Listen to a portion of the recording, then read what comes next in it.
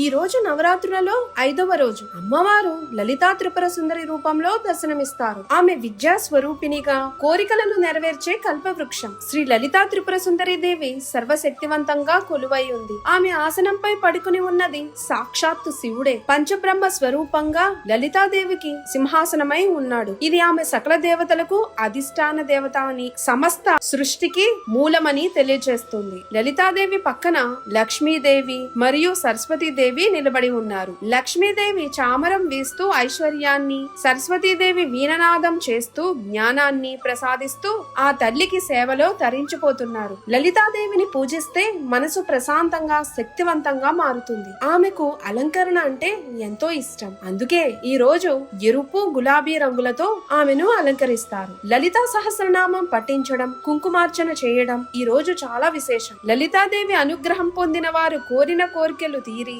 జ్ఞానం, ఐశ్వర్యం, విజయం పొందుతారు. ఈ దసరాకి మీరు లలితాదేవి అనుగ్రహంతో సకల శుభాలు పొందాలని కోరుకుంటూ ఈ వీడియో మీకు నచ్చితే లైక్, షేర్, సబ్స్క్రైబ్ చేయండి.